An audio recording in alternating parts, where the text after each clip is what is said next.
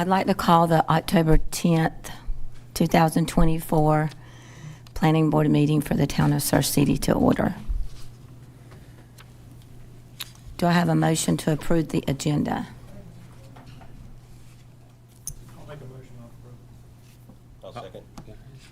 All in favor? Aye. Any opposed?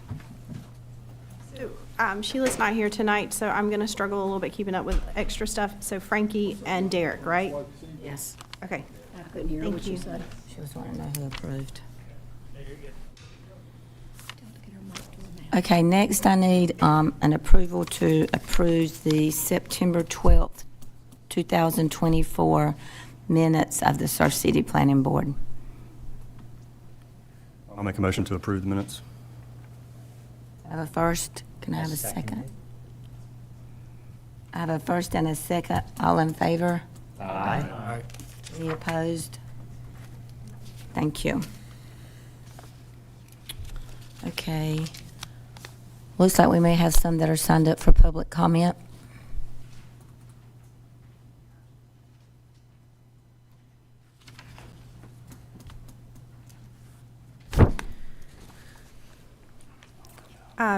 John,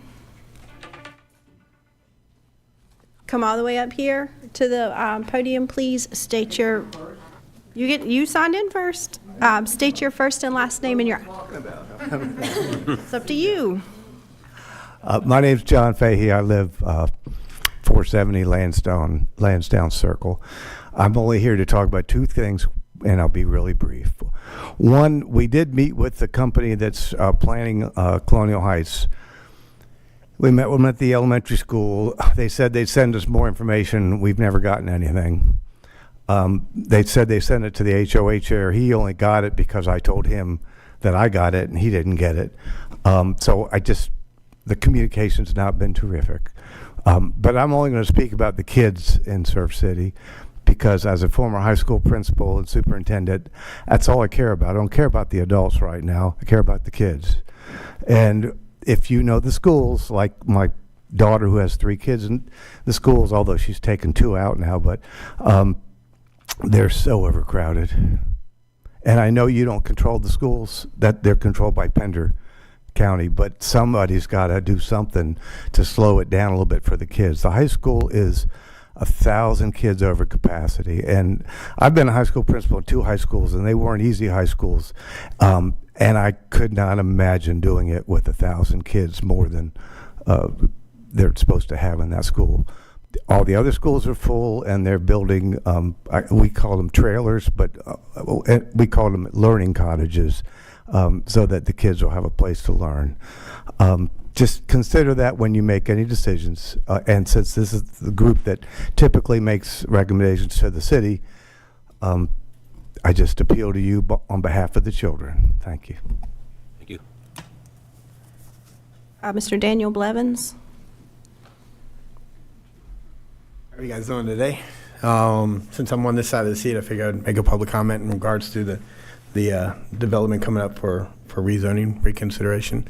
The Edgecombe community, I don't know if you know the history of Edgecombe community, was one of the last communities. It was a Jacobs plantation that had 40 acres and a mule that actually wasn't subdivided up until the last couple of years.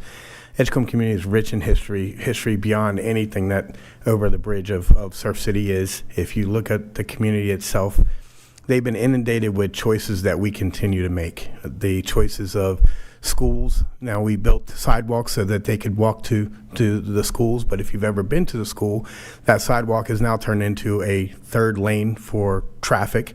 So they don't have any way to get to and from the school that's in their community. They have 2 schools that's in their community that's not even named in their community. The Edgecombe community, what this proposal is going to do is push traffic or at least accessibility out through Man Hollow.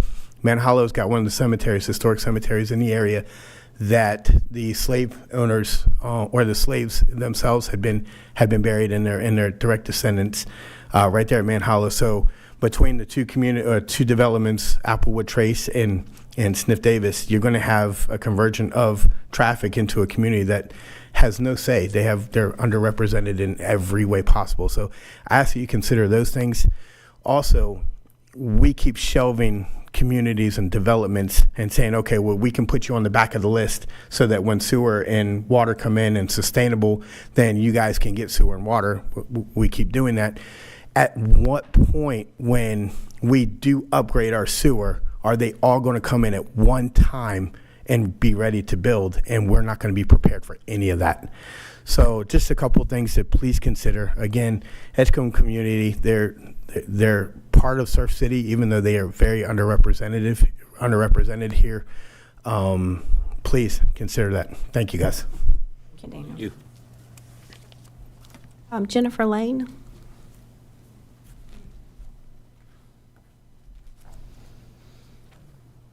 Greetings, Town Council. My name is Jennifer Lane, and I've resided in the area for just over a year now. But prior, I have visited the area numerous times over the years. My husband and I have just recently purchased a home in the area and love the people here and the small town feel of the area that it brings. I would like to firmly express my strong opposition to the rezoning of the Sniff Davis properties located on the north side of 210 across from the Magnolia Reserve subdivision. I do not oppose the rezoning, not because I do not believe in growth, but because of the limits that our town is already at. A few notable issues that occurred to me and many residents of Surf City related to our current infrastructure and its ability to support future development. The town's current sewer system, as mentioned in the letter, states that we are at capacity and there's a current waiting list for sewer. Though this new community will not be affected by the wait list, how does the town plan to compensate for the additional waste contribution by the new community? Will this also cause an increase in our current utility bill? Flooding is an important issue our town, as many neighborhoods have flooding that occurs. Though the developer would be responsible for the storm water drains in the new development, what are the impacts for the surrounding areas? Will this increase flooding in neighborhoods like Turtle Creek when Colonial Heights retention ponds reach capacity or overflow in the neighboring wetlands? In Turtle Creek, we experience substantial flooding when it rains normally. Some yards flood and have ponds in their backyards for days after these events, not to mention what can occur during a hurricane or tropical storm. The plans show the property embedded into our wetlands. How does filling in areas for road crossings protect our wetlands? What impact do these road crossings have on these wetlands? What impact do the homes being built there have on the environment in that area? Many of our schools are already at capacity for our students, and future developments will greatly increase this capacity. What is the county's and town's plan to reduce this if new developments are approved? How does the town plan to address the already inundated school buses and bus routes, or the lengthy car pickup lines when we increase our population? How will this development of future ones affect the safety of our children? If we do build a bigger school, who's paying for it? Traffic in the area is already an issue, and having a community that has interests at US 17 and Highway 210 will greatly increase the traffic in the area, will cause more traffic-related problems, accidents, and travel times. We cannot Okay. Thank you. Thank you. We do not have anybody else on the list. Okay. Okay, next on our agenda, we have a site plan approval. Can I recuse myself at this time? Sure. Well, let me go. Can I have a motion for Mike to recuse himself? Motion. Second. All in favor? Aye. Any opposed? You're recused. I'll not to get you. Come I'll back. ask Sean to go get you when we're done. All right. The next item on our, or the first item on our agenda is the Topsail Tide boat storage. So Mike Ellis is requesting approval of the NC 210 Topsail Tide site plan. This is located at 1429 NC Highway 210 East and identified on Pender County GIS as 4225-57-8663-0000. This site received conditional district zoning approval on May 19th of 2023 for 140 uncovered spaces and 50 covered spaces and a 2,500 square foot storage building. At the time, the applicant intended to complete the project in 4 phases. The applicant has worked with Charles Kazir to revise the site and review and submit his stormwater permit. The new site layout reduces the total number of storage spaces from 190 to 165. The revised site plan reduces the covered parking to 42, the uncovered to 123, and the proposed storage shed is removed. The plan also revised the parking from perpendicular to angled, creating one-way patterns throughout the site to allow for more efficient flow. The new layout has been reviewed by the fire marshal for concerns with fire access. The proposed site plan is consistent with the rezoning and provides direct access to NC 210. The DOT has issued a driveway permit for the site. A right turn taper will be installed before the 51st parking space is installed. So 1 through 50, just the regular driveway that we have out now, and then at 51, you'll see a taper to help vehicles getting off the road. The applicant has placed a fence, a portion of the landscape buffer, and the sidewalk along NC 210 frontage. The applicant will still place a fire hydrant on the site as a part of this plan. The applicant has submitted a permit application to NCDEQ for the project stormwater and sediment and erosion control permits. Sediment and erosion control permit has been approved and submitted to the town. The stormwater pond that is currently on site meets the requirements of the current site. Once the overall stormwater permit is approved and prior to increasing the existing impervious stone, the applicant will build the larger pond as noted on the site plan. The applicant has submitted architectural renderings for the proposed building. They are in your packet for your review. The renderings provide awnings, faux windows, lighting, and a brick or stone wainscoting to the building as architectural elements. The building height will not exceed 16 feet. As a part of this conditional district rezoning process, the applicant had 7 conditions, which he has met on this site plan. So the 7 conditions are in your packet. I can read them if you would like, but I trust that you've already read them. So in conclusion, the site plan meets the conditional district requirements as well as the technical review committee's responses. Happy to answer any questions you may have.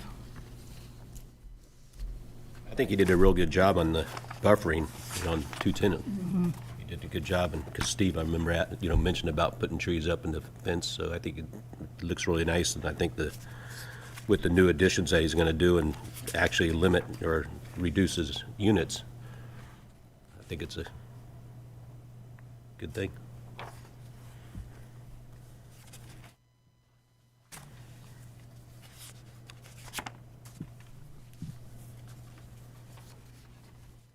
How many individual buildings? There will be 3 buildings on the project. So there was originally 2 and the storage shed.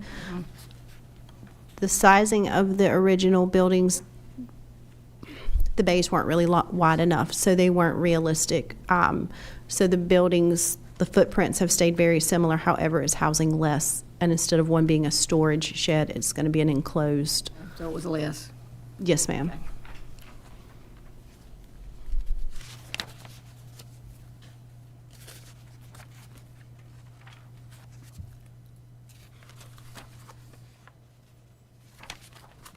I'll make a motion, we approve it. I'll second. I have a first and a second for approval. All in favor? Aye. Aye. Any opposed? It is approved. Will somebody grab mic for us? Leave him out. Let him think about it.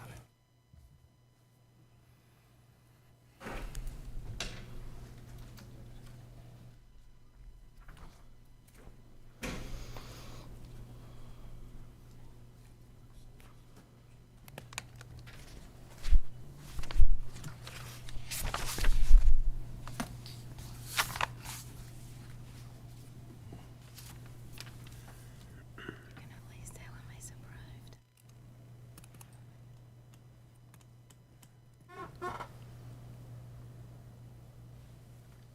Amy next, sorry. I was reading. Sorry. I was waiting on you and you were waiting on me.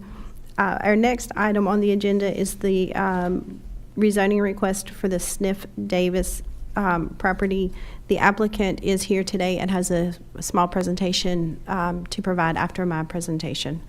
So McKim & Creed, on behalf of Ryan Holmes, is requesting the approval of a conditional district use zoning map amendment to rezone 2 tracts of land totaling 82.46 acres from R10 Residential District to Conditional District R5 Residential District.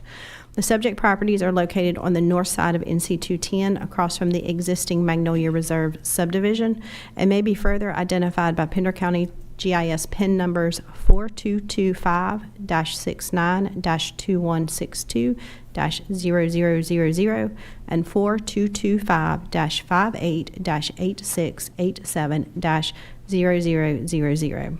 The applicant is requesting to rezone this land from R10 residential to conditional district R5. A site plan showing the proposed subdivision has been provided for your review.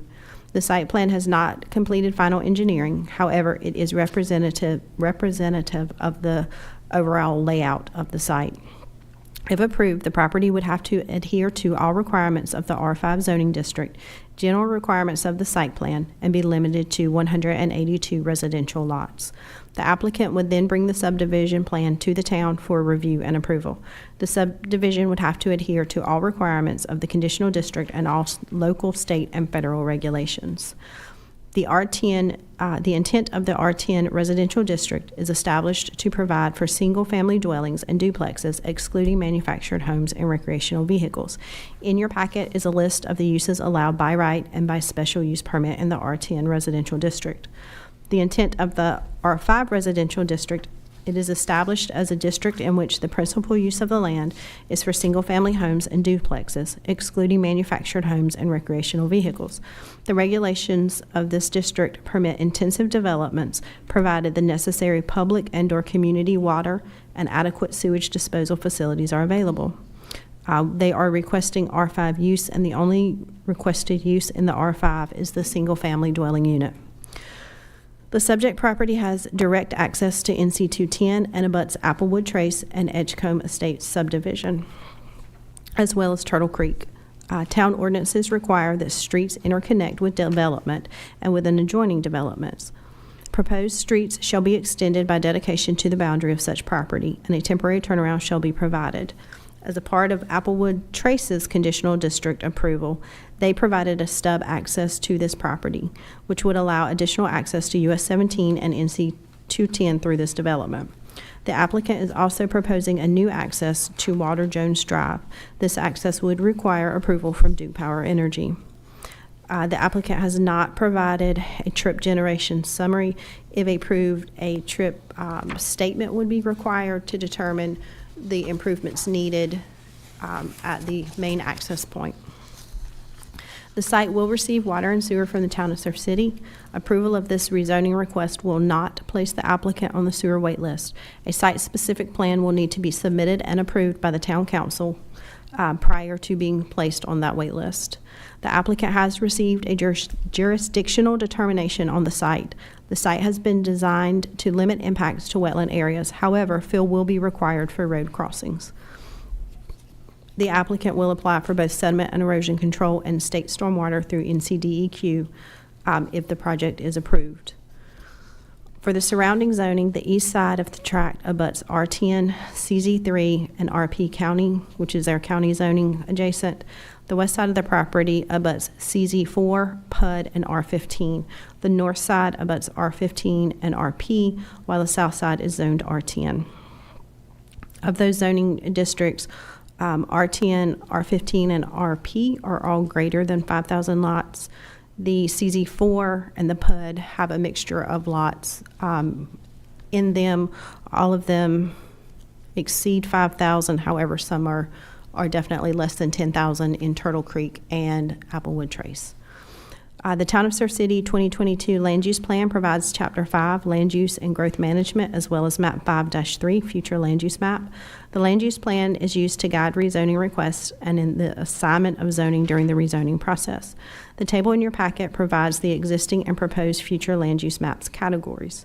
As you can see, the existing and proposed categories are the same, as both R10 and R5 would fall under the mainland residential class. If you look, they both allow for single-family residential, two-family, townhomes, recreation parks, and open space, which is what both R5 and R10 would not allow townhomes, but would allow the single-family and duplex. So for the mainland residential, within certain pockets of Surf City and the surrounding area, both single-family and two-family housing types are permitted while disallowing more intense development. This moderate residential intensity allows for some housing choice while limiting density and scale. Most non-residential development is discouraged to maintain the neighborhood's character. The Surf City Land Use Plan Future Land Use Maps shows this area as mainland residential. Based on the uses allowed in both the R10 and R5 zoning districts and the location of the property, both zoning districts would fall under the mainland residential category. Both zoning districts allow for both single-family and two-family residential uses. However, the R10 zoning district would require larger lots with a larger front setback. I have provided in your packet two policies that support it, one being the subdivision roads, that the subdivision roads will be built to NCDOT standards and the regulations of the town's street department, and applicable ordinances, and then stormwater runoff. The town supports DEQ's regulations regarding stormwater runoff resulting from development activity. So they will be going through NCDEQ for that permitting. They will also route the 100-year storm through the pond instead of the 25-year storm to allow for additional storage. And then they will look at oversizing some of the catch basins. Policies that do not support it are Objective 5.1, maintaining the small town family-friendly atmosphere by preserving natural resource areas and parks and recreation facilities. So although both R10 and R5 zoning districts are considered low density, the rezoning would increase the density allowed on this site. And then managed growth. This one comes up quite often. Congestion has become an issue within the town of Surf City. NCDOT currently has 2 funded projects in the vicinity to help alleviate congestion. However, additional funding has not been received for the proposed project at the US 17 NC 210 intersection. And those improvements do not increase capacity. They work with flow on our intersection. So Watts Landing making it a safer intersection, and then up here at Belt Road 5210, trying to help that intersection move quicker. Proposed NCD, and I just said that, sorry, got ahead of myself. Infrastructure needs. The town currently has a sewer capacity wait list and is unable to provide sewer. This request could increase the amount of additional sewer needed to be provided by the town by decreasing the required lot size. Per the town ordinance, the board may consider, among other factors, when determining the rezoning, the size, physical condition, and other attributes of the area proposed to be rezoned, the benefit and detriments to the landowners, the neighbors, and the surrounding community, the relationship between the current actual and permissible development on the tract and adjoining areas, and the development that would be permissible under the proposed amendment, why the action taken is in the public interest, and any changed conditions warranting the amendment. So for consistency with the town's plans and policies, staff is submitting the proposed general use rezoning application for the planning board's consideration. This proposal is consistent with one policy and one objective from the town of Surf City. Actually, yes. As noted above, both zoning classifications fall within the mainland residential categories. However, most of the surrounding land is either vacant or residential, with lots of 10,000 square feet or greater. And as we discussed earlier, the Applewood Trace, Turtle Creek, theirs are not necessarily over 10,000 square feet. This request would potentially increase the density of the property. The applicant did work with the town to come up with a list of conditions to try to. The point of conditional district is to to work to provide conditions to help offset some of the impacts of the development. So the applicant shall apply to Duke Energy to cross the existing power line easement and provide a connection to Water Jones Road. If not granted, proof of that decision shall be presented to the town. A secondary means of access to the community shall be provided by a connection to Applewood Trace. So it is set up that there would be a secondary connection to Applewood Trace. The connection to Water Jones Road would be a third connection for the development. The applicant shall construct a multi-use path to include recommended amenities along the named primary road that leads to the existing Duke Energy power line easement. Design and construction shall follow the town's adopted technical standards. If said standards are not developed, consultation with the town and its engineer prior to construction will take place. The site will provide a minimum lot size of 6,000 square feet and abide by the R5 setbacks. So the R5 zoning would allow 5,000, but they have agreed not to go below 6,000 square feet on the lots. All roadways will meet the requirements to support an aerial apparatus. This will include a 26-foot wide section of asphalt, exclusive of curb and gutter, for 20 feet on either side of each fire hydrant, as well as cul-de-sacs with a minimum diameter, exclusive of curb and gutter, of 96 feet. If the applicant purchased the property adjacent to Valhalla Way, a connection will be made between Valhalla Way and the subdivision. All infrastructure must be constructed according to Surf City's specifications, regardless of who supplies that utility. The applicant will reasonably cooperate with the town to provide a pedestrian easement of approximately 30 feet in width inside the Duke Progress utility easement to allow for future town-owned multiple-use path opportunities. This condition is subject to consent from Duke Progress to locate a pedestrian easement within its easement area. The town and the applicant agree to use reasonable efforts to pursue said consent. That is the same as the Applewood Trace condition, so this would be that next section. So you'd have the section under Duke Progress that's Applewood Trace is putting in, and then you would have the Sniff Davis, or not putting in, providing easement for, and then the Sniff Davis portion, as long as Duke Progress would allow it. And then the final one is density shall not exceed 182 homes. In your packet is a motion. There are two different motions showing the policies and objectives that would support and would deny. So when a vote is taken, I would ask that you utilize those and any other policies and objectives that you would like to add in. I'm happy to ask any questions, but the applicant would like to provide a presentation as well.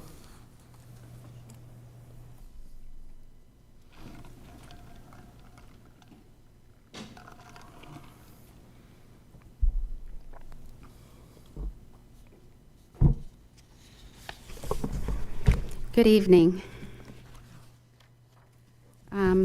Get you to state your name, please. Sure. Good afternoon. Tara Murphy. I'm a land planner with McKim & Creed. Richard Collier is not able to join us this evening, but I am joined by Michael Gross-Close of Ryan Homes.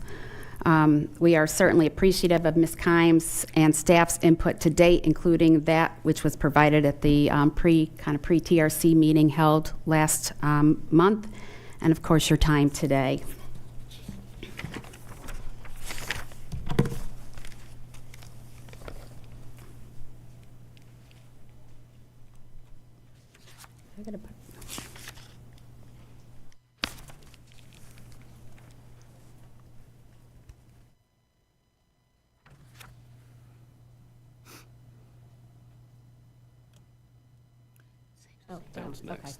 Thank you. Sorry about that. You may recall that we were here at your August meeting with a straight R5 rezoning request. We listened, we heard your comments, and based on the conversation held at that meeting, we pulled the straight rezoning request and are here today with a R5 conditional district request. In addition to what Ms. Kimes put in the staff report, the net acreage after taking out the preliminary JD is give or take 63 acres. We analyzed the adjacent properties in Turtle Creek, PUD, and Applewood Conditional District. There are lots in Turtle Creek that are 7,800 square feet, I think is the smallest one that I saw on the deeds. And then, of course, Applewood Trace is conditioned to, I think, a minimum lot size of 5,000 square feet.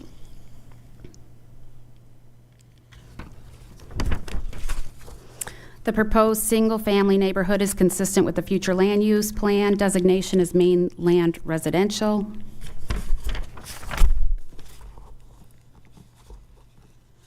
And then for some comparison purposes, because this question has come up, the theoretical net density calculation, not taking into account roads and stormwater, per the code, for a R10 current district would be 274 units or lots.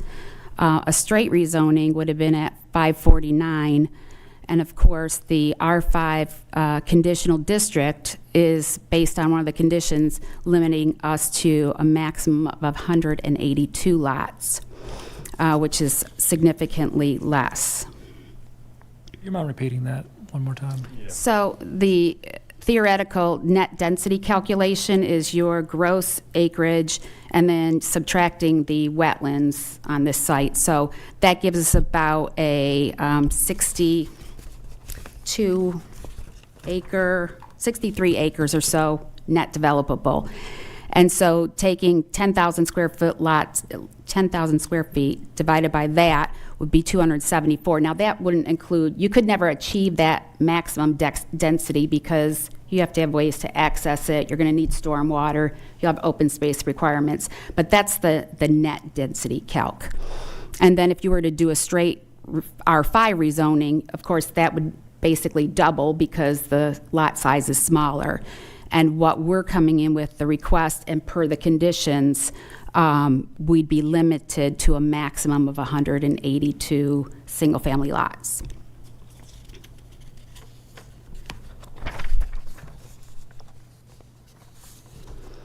This is an illustrative site plan. The site plan was designed to preserve ecologically sensitive areas and the wetlands. We do show 3 crossings. It may require fill. There is the possibility that it could be a culvert or some other structure to further minimize the impacts.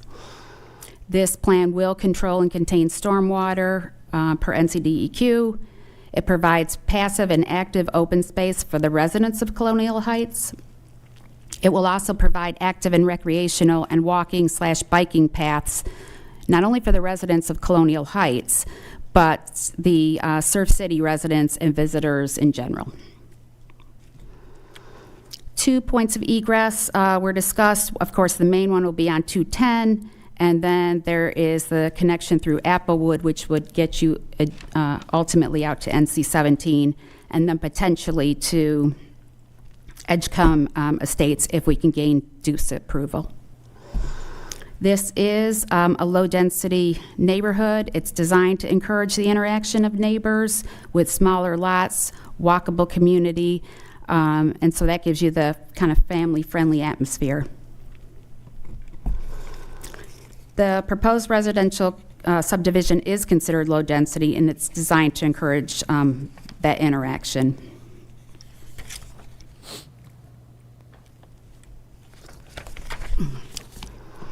Some highlights. If approved, the Colonial Heights development will provide public benefit by providing at least one and possibly 2 alternate means of travel to NC-17, which will assist in reducing vehicular traffic and dependency on 210 to get to 17.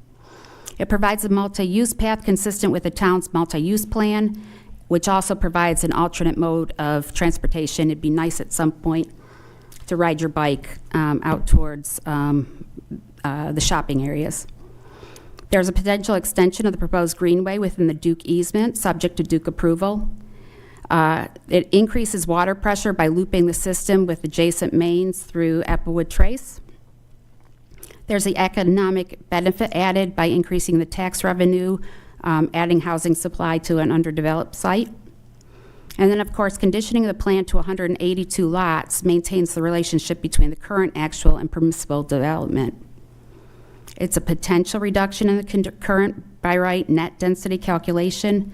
It potentially reduces the amount of sewer capacity needed under the current zoning.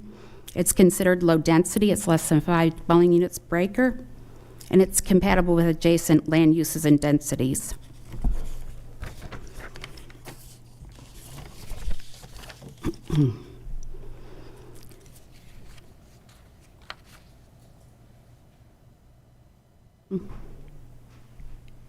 Well, regardless, in summary, we returned with this conditional R5 district as that a request to eliminate the uncertainty associated with a straight zoning request.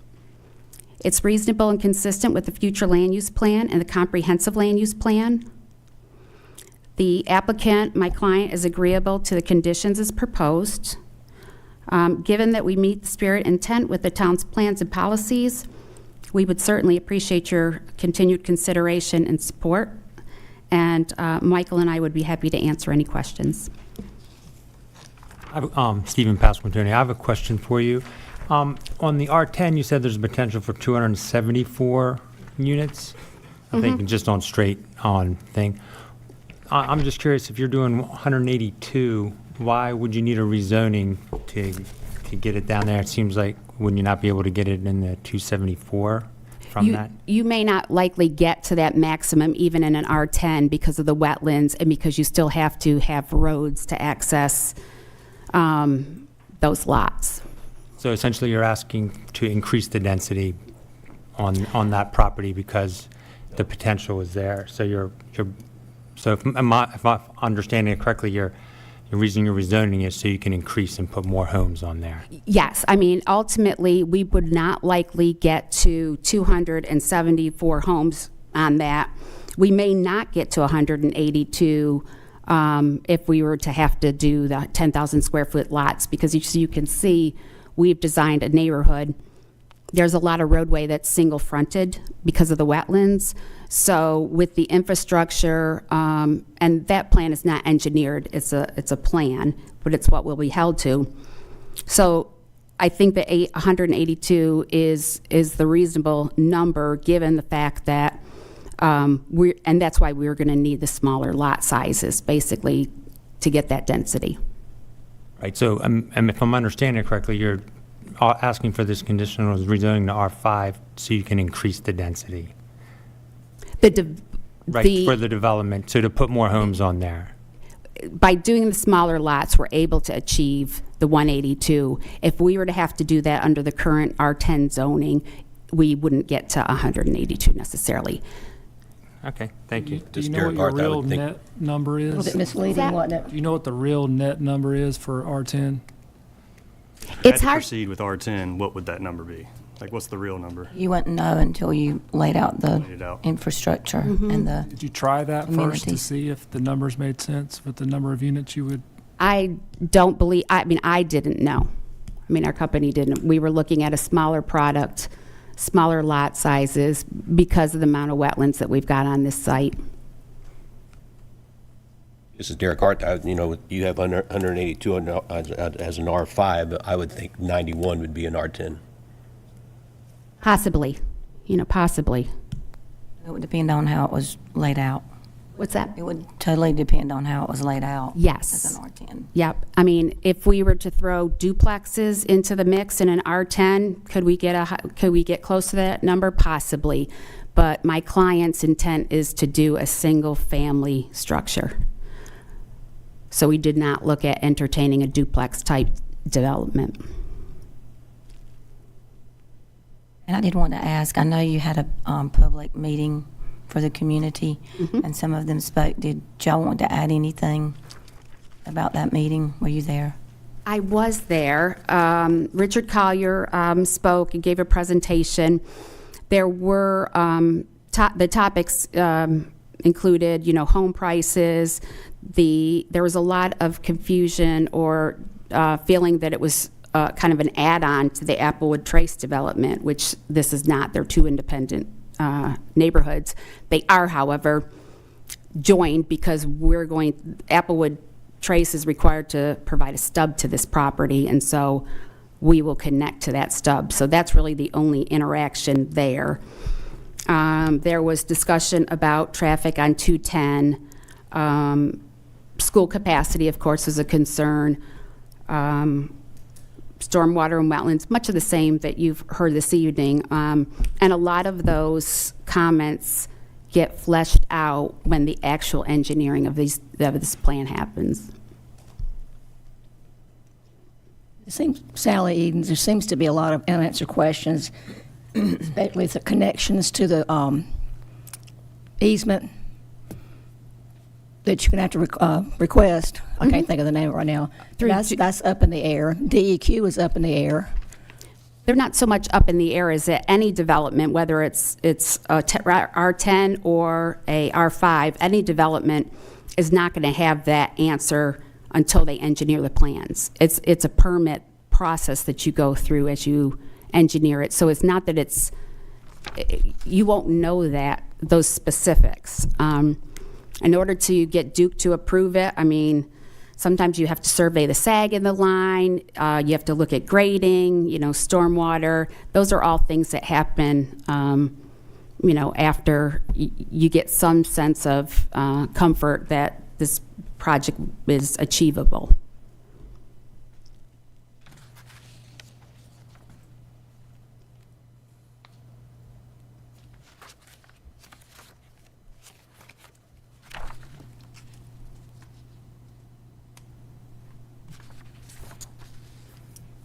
Are there any other?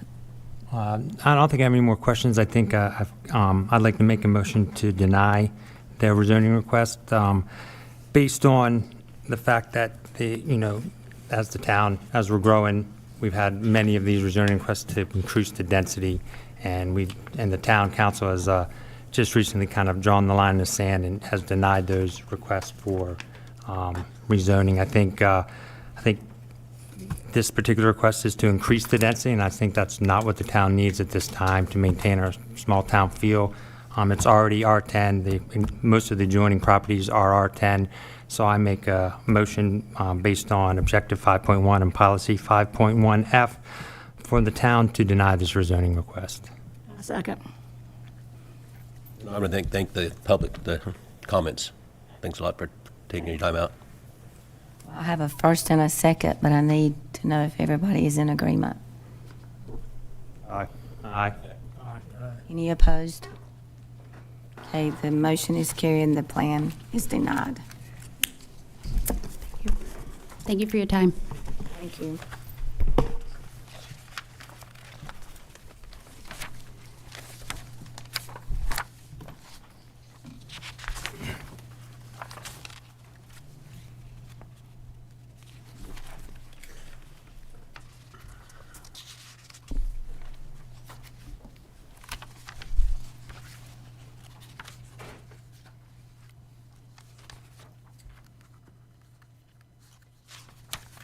Next. The next request on the agenda tonight, Town Council has requested that the Planning Board review an annexation petition to recommend an appropriate zoning classification. The subject property is on the south side of J.H. Batts Road and is between Option 2 Mobile Home Village and the Town of Surf City Park, the parcels that we have not done any development yet on. The parcels are identified on Pender County GIS with parcel identification numbers of 4235-33-3161-0000 and 4235-23-9180-0000. The subject property is currently located in the ETJ and has a zoning of RA. The property located on the north and west side of this property is zoned G1 and is a part of the Town of Surf City's park system. The property to the east is zoned R5M, while the property to the south is zoned MHS. The Town of Surf City Comprehensive Land Use Plan Future Land Use Map shows this area as coastal residential. In your packet is the definition of coastal residential, which includes supporting the town's coastal character and natural habitat, which is a top priority for residents. Coastal residential land uses are in close proximity to equestrian waters, such as coastal creeks and the intercoastal waterway. Appropriate uses include residential development with low overall density, community recreation, and open space uses. and water-based recreation uses, both public and private. Unencumbered access to public trust coastal waters and maximum development setbacks from the shoreline is highly encouraged. Clustering of new communities is also encouraged. To support adjacent coastal surface water quality, low-impact development is encouraged. In general, lots should maximize pervious surface. Tree preservation and mitigation is required for stormwater purposes and as a means of preserving the coastal habitat. Our desired uses in this district include residential development that preserves and maintains significant proportions of natural area per dwelling unit and recreational parks and open space. Our inappropriate uses are going to include commercial, office, and institutional development, as well as industrial development. We also want to take into consideration bicycle and pedestrian infrastructure, and then the clustering of cluster development standards to allow for a continuity of open space, preservation of natural areas, and limited infrastructure maintenance cost. The applicant has requested a zoning designation of R5 zoning for this parcel. The coastal residential zoning would accommodate R5, R10, and R15 zoning districts. This zoning is compatible with the surrounding town of Surf City zoning districts and the comprehensive land use plan. However, the requested zoning district is the smallest of the compatible zoning districts, allowing for the greatest density. There are two recommendations on the back, well, in your packet on the back of my page. One is to recommend R5 zoning, and one is to make a recommendation of another zoning. So please look at those if and when you make a recommendation tonight. If you have any questions, I'm happy to answer them. And there's a team of people back there. Mr. Jackson apparently would like to come up and speak. Good afternoon. I'm Robert Jackson at 640 Maritime Way, Topsail Beach. Appreciate your all's time this evening.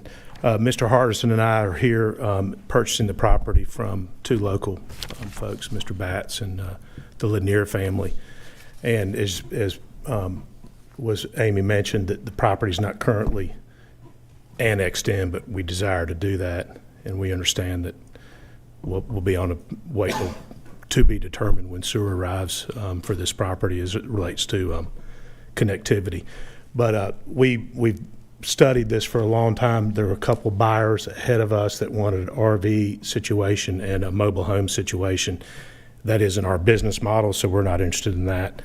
But we are kind of, not sandwiched in would be the right word, but we have an adjacent property that is mobile home, and then manufactured home behind us, and then of course the government use, which I understand is going to be kind of a park situation, or maybe frisbee golf or something like that to the south. So it is unique as far as we think it's unique as far as who our neighbors are. But our opinion, of course, is that we both have building companies. We have a history here in Surf City. We've done Magnolia Reserve and Poplar Branch, the Arbors, and some other projects. I've got one in Surf City on the island right now.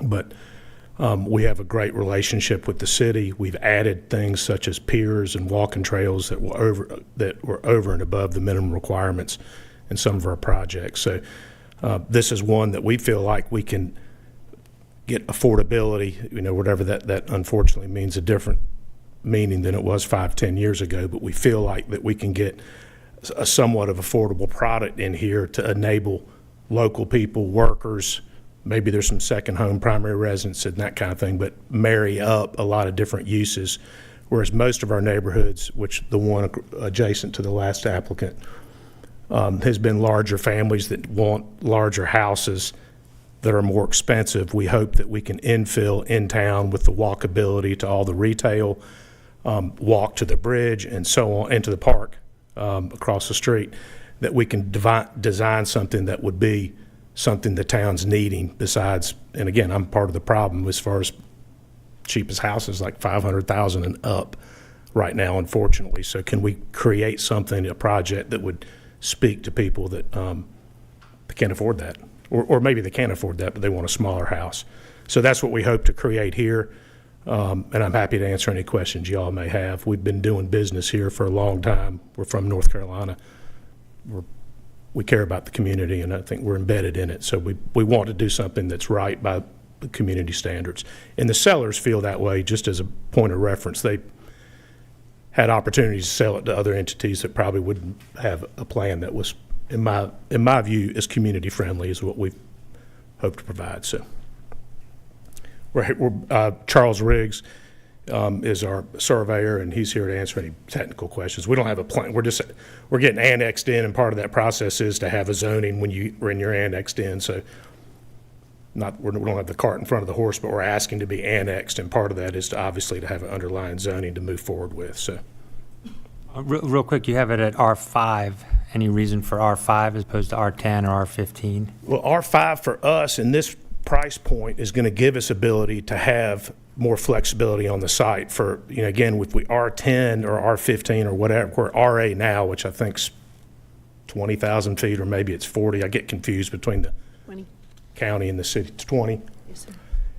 It doesn't leave you any flexibility for conservation areas, open space. I mean, we want to create something where and we have created things where our homeowners can recreate on site, even though we're adjacent to the park, and we like that, and we want connectivity to that park and connectivity to, multi-use path to get across the bridge, that kind of thing. We want on-site amenities as well. So by clustering and having that flexibility, plus if you're building a smaller product, you want the lots cheaper, and those people don't want to maintain a large lot if they have a small house. I mean, I've been in neighborhoods before. We've had a really small house on a 1 acre lot, and that's generally not conducive to the buyer.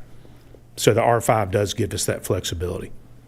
And I think the sellers had, just as a point of reference, the sellers had a wetland delineation done before we purchased it. So we've got just a small, I'm going to say it's 4 or 5 acres. Mr. Briggs may know exact number, but we do have a small piece of wetlands on the, would be the northeast side of one of the tracks, the track to the north there approximately. So comparatively to 30 acres, we've got a small footprint of wetlands there.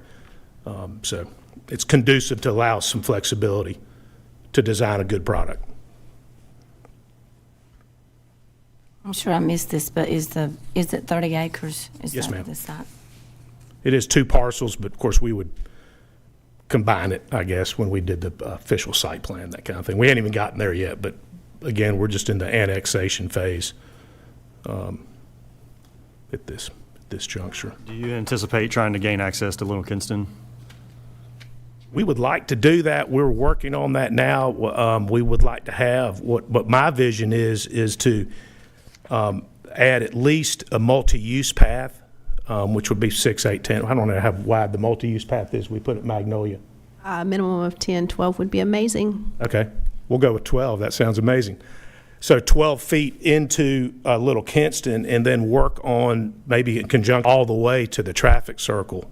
I mean, we're big on walkability, and we would like to have connectivity through Little Kinston all the way to the bridge and across, so people can ride bikes or walk. So that would be a bare minimum, and then we would petition or ask the town's permission to have connectivity to the park, of course, if that was allowed. Again, I don't think that's been designed yet, that section. No, sir, that side has not. So maybe that's an opportunity for, we could connect wherever the design would be conducive to doing that. So. Sir, what do you think a unit on an R5 compared to an R10 would be?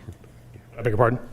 How many houses do you think you get on an R5 and then the R10 on that property? That's a good question. We have not gotten there. I mean, obviously there'd be more density with R5 than R10. I don't know that we would say we would take advantage of that, all or any of it, but it would give us more flexibility. We don't really have, as a matter of fact, we talked to an architect 2 weeks ago about starting a design, which we needed to get through this process to design the architecture to know setbacks and lot sizes and that kind of thing. But we're hoping that we have a product that is still very nice. I mean, again, trying not to beat your drum, but part of what I'm doing up here is sharing with you guys who we are. I'm building a project on Surf City. You've probably seen it. It's the 5 Cedar Shake homes there on the right, near I guess Charlotte or Road, that intersection there. We want a nice product, quality-wise, but we also are going to be struggling to keep it affordable. And the way to do that is to build a smaller product. And most people don't need 2,000 to 3,000 square feet in a house. So we're hoping to have a smaller home with better quality and then situated in a way where everyone's not just stacked up side by side. So that's our hope with R5, is to give us the flexibility to do that. But I don't really have a density number, but I know the R5 would give us the flexibility to do that. And we have, as y'all already heard, R5 all around us, or MHS and R5 mobile home and that kind of thing, is all of our neighbors. So we're kind of just working with, I'm not disparaging the property, I love it, but I'm working with kind of what we got to work with. Sir. So, but we would be open at site plan approval. Again, we're not trying to squeeze the lemon. We're happy to go above and beyond the minimum requirements, whatever that may be, in open space, connectivity, this kind of thing. So that's about all I have. Happy to answer any of the questions you may have. Thank you. Charles, did you want to say something? Charles Riggs, 502 New Bridge Street, Jacksonville. Good evening. Mr. Jackson did an excellent job giving a summary of the property. And looking at assignment of zoning, it's been my experience to look at the adjoining properties, okay? We're adjoined by government property.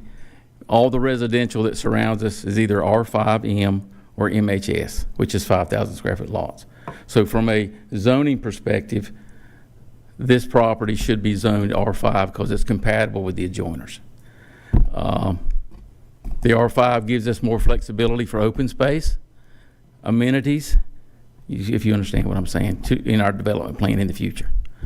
And the R5 is compatible with both the future land use plan and your comprehensive plan. So I really just think, I realize the R10 and the R15 are also, but the R10 and R15 are as compatible with the adjoining properties. You know, we've got the existing mobile home park, and I think their density's around 5 per acre, maybe greater than that, and then you've got the lots along Little Kingston. So with that being said, we felt like requesting R5 was favorable. I mean, I guess, I don't know, to state the obvious, I think R5 was just denied by the town council for the property on the front, to the side of yours, over there, on the Zimmer property on that side.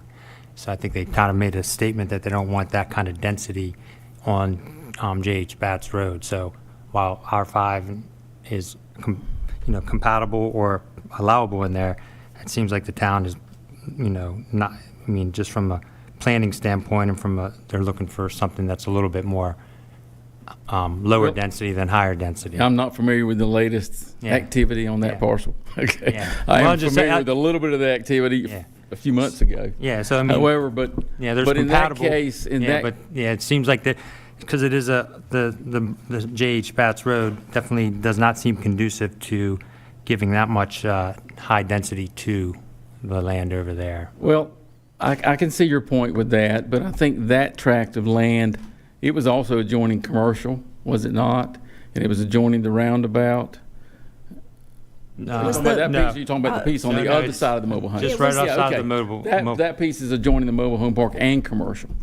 And I think there were, the rumors that I heard, there were some issues about access and that type of thing. We've got a tract here, 2 parcels, about 30 acres. It does have wetlands on it. We are adjacent to R5M and MHS, which are both 5,000 square foot lots. So from a zoning perspective, we match the neighbors. So, going anything above the R5,000 is not really in my opinion, would not be proper zoning classification. But tonight, we're just asking for an assignment. You know what I'm saying? We haven't done any plans, any designs that show what we're going to come up with. So. Thank you. Yes, thank you. Anybody have anything else for Charles? Thanks, Charles.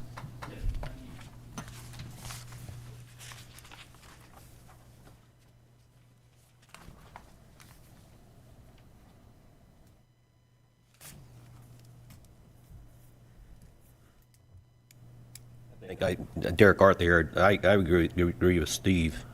Just the way things have been going lately, it looks like an R5's a little too low density, and then probably an R10 would probably possibly go through, in my opinion. From the last council meeting, it seems as though that Rochelle tract will be R10. I mean, it's kind of what they implied, it seemed like, at the last meeting. We can definitely talk about that. The Rochelle property came in also as a townhome development, which is very different than the R5 product that they're recommending. So, yes, it was a much more dense project. However, it was a townhome development with 7 townhomes per structure, versus an R5, which would be a single-family structure. So, yes, there were concerns with density, definitely discussed in that. However, they were requesting a conditional district mixed use for a townhome development. So there are some differences in those. I left something out. Can I say one more thing? Come to the podium. One more note I forgot about. It reminded me when Amy mentioned that we're at Magnolia Reserve, which is directly across from Colonial Heights, I think it was called. There's no walkability there. So the higher density there, and again, I've done very dense, and we just did a neighborhood in Pender County with 3-acre lots. So, we do all types of projects. But our view is, from a land planning standpoint, from a development perspective, is when you're in town, having that density and the walkability helps out with traffic. Every person I sold a house to at Magnolia Reserve is driving to Surf City in their car. I may be one bike guy out there, doubt it. Here, we have a walkability for restaurants, retail services, and to the beach. So there is, I think a lot of towns do seek that out. It's hard to come by on old towns because there's not a lot of property left to do it on. But this is a unique property in that there is great access to all your services with bike or walking. And so I do feel this is a different situation than what you were dealing with all the way out on 210. I can't speak to the other property. I know it's been 3 or 4 or 5 different things. As Charles pointed out, I think there were some connectivity issues and that kind of thing. But this particular property, I think, will lend itself to walkability factor, which is important to us. And I think will help out the use of the park and the town services up and down 50 and the beach. So I know that doesn't help your parking revenue, but I think that's full anyway. Thank you. Thank you.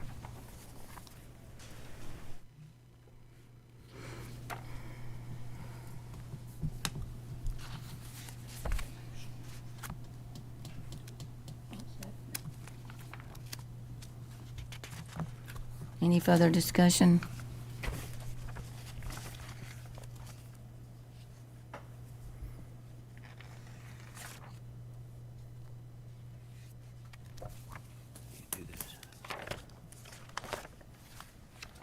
Amy, to be clear, this is a recommendation to just annex it into the town as R5 zoning. So the way that the town does it is when they annex in, they assign a zoning at the time of annexation. You have so many days within annexation to do that. We do it at the time of annexation. So that would be the recommendation and what it would be when it comes in. So whatever they say from that day forward until there is a rezoning request, it would be that. So Does that make sense? a little bit. Sorry. R5 is the only option, though, but we could recommend another. Yeah, you could recommend something else. You can recommend R5. You can recommend any of the things that fit within the land use plan. Mr. Riggs is correct in that the majority of this, the surrounding residential is equivalent to an R5. Though it's not an R5, it is equivalent to an R5. And then you have the government use of the park.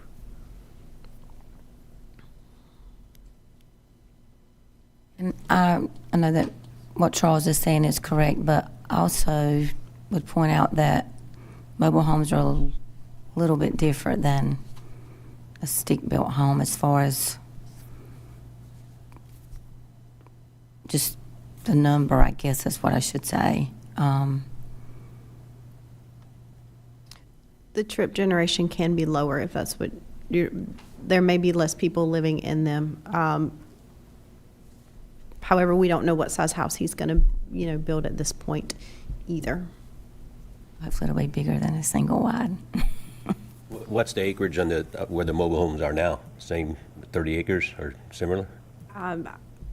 It's going to be smaller because it was only one track. Let me see if I can Because find it. in the future, those are probably going to go away. So you're going to have another developer come in wanting to build. So, Same family. it would be- so, It was all You know, we- family land, they divided up. I'm just asking.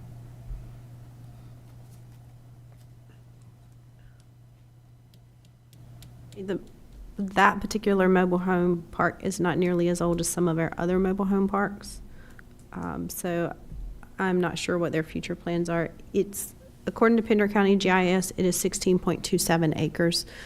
So basically, it's the size of one tract where they're requesting two.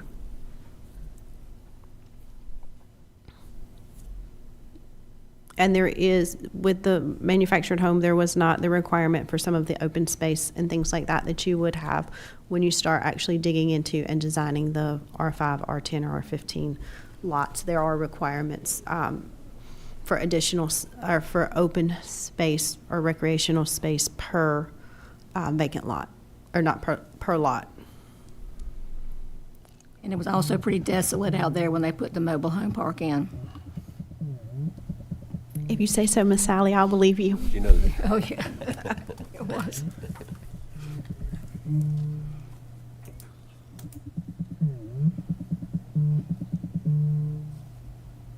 Shut up, George.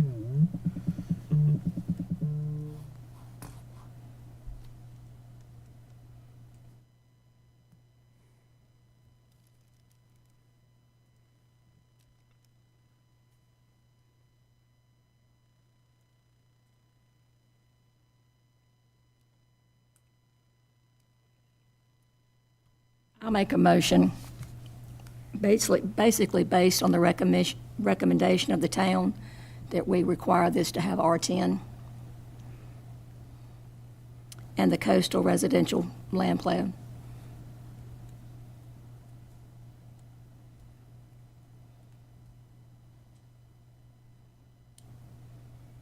Basically, you're making a motion to deny as presented. Is that how it works, though? So do we make a motion to deny, or just you make a motion to Deny. recommend a different zoning? We are assigning, so we are making a recommendation to assign a zoning. So the applicant has requested R5.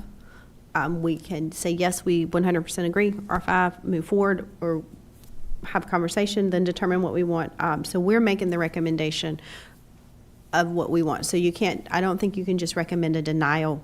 You're going to have to recommend, we don't recommend an R5, we recommend a, Isn't that what I did? yes, ma'am, it is. Thank you. so do you recommend to oppose to R5 and go to an R10? Correct. I'll second Miss that. Sally has recommended. I'll second Still that. wouldn't be approving what they're requesting. I think what you said Correct. is You we're- would be recommending assigning a zoning of R10. Get that, but I'm looking at what is being asked here. You're being asked to assign a recommended zoning. The applicant is requesting, he's casting his vote as R5. But you're being requested to assign a recommended zoning. So the zoning that you recommend is based off of your decision. You're taking into account the land use plan, you're taking into account the applicant's request, you're taking into account any, the list of things. So you're taking those into account. His is one of the things that you're taking into account when making this decision, is he is requesting R5, and you are saying, I believe that is correct, and yes, or I don't believe that is correct. I believe this is the correct answer. Now that I've been fully corrected, can you please Sorry. restate your motion? I will take your apology. Thank you. I'm sorry, Sally. I recommend that we change the zoning from R5 requested to the R10 that is recommended by the town and the coastal land use map. And I second. Derek Arthur. I have a first and a second. All in favor? Aye. Any opposed? Okay. Motion is carried. Plan is approved as a R10 zoning. Is that correct? Recommended. Planning Board is recommending an R10 zoning to council for the proposed annexation of the Jackson, Hardison, Batts annexation. Okay. All right, so I wanted to give a quick ordinance update next. We have reviewed this ordinance and talked about it for a while now. The goal of the ordinance update was to update the ordinances, the words in them, to really clarify some things that are contradictory or just, very easily open to interpretation, and there have been multiple interpretations of one thing. However, the intent of this was never to create a rezoning of the town. So after talking with our legal counsel and the School of Government, it was determined that the change of name of a zone can be construed as a change in the zoning and could require rezoning of all of that property. And that was never our intent. We were just trying to make the name sound a little bit better on some of them. So at this time, we are going to revise the document and go back to our old zones, which I know some of y'all are happy with because y'all liked R5, R10, and R15 instead of R1, 2, and 3. So we're going to go back to those. In the future, however, once everything is done with the zoning ordinance, we may reach out to like the Island Town Center, the area that we were going to change to Island Town Center, and say, hey, would you like to be changed from C1 commercial to the name Island Town Center? And if everybody is pretty much in agreement with that, then we will change you to the new name. But that the name change was never intended to be a rezoning or a change of anyone's property from a zoning standpoint. So that is why this did not move forward at the last council meeting. It will go forward, or it should go forward at the next council meeting. But that is the main change that is coming out of it. We also talked about the 48-foot height for the boats storage and removing the 60-foot special use permit allowance in the Kama waterfront. Council did agree to move forward with that, and also with the providing a secondary access at 30 dwelling units versus 100 dwelling units based on the fire code changes. We are doing a little bit more research into what the state legislation actually said to see whether or not that preempted our ability to basically go back with zoning and say you have to do it at 30 homes versus 100 homes. So that may change back to 100 to meet the state legislation that changed the fire code. We are still reading through a little bit of that. So those were the main things I wanted to update you on the ordinance, just to let you know where it was. Any questions?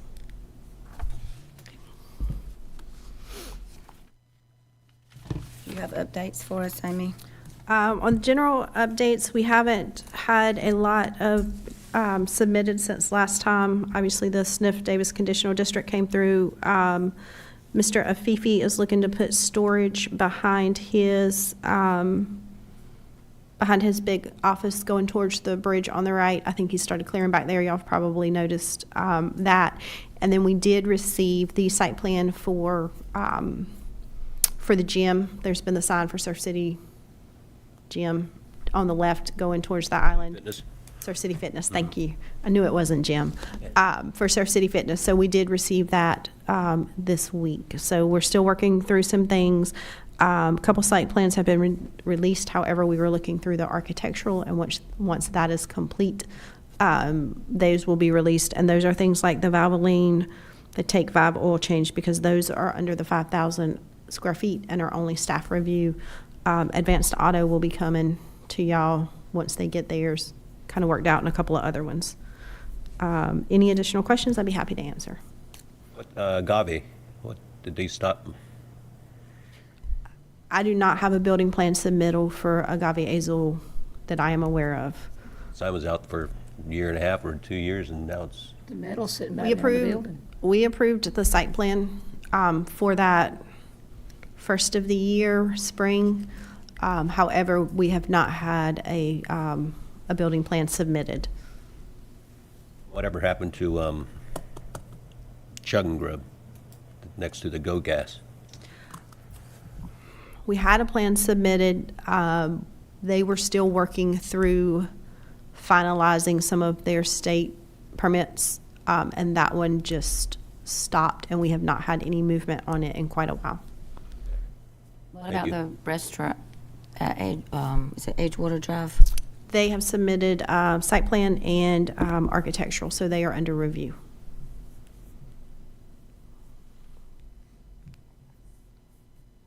What about that bowling alley? I mean, they keep moving dirt, but It's like building sandcastles, I think.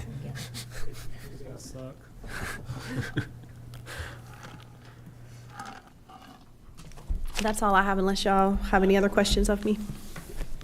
Make a motion to adjourn. All in favor? Do we turn in our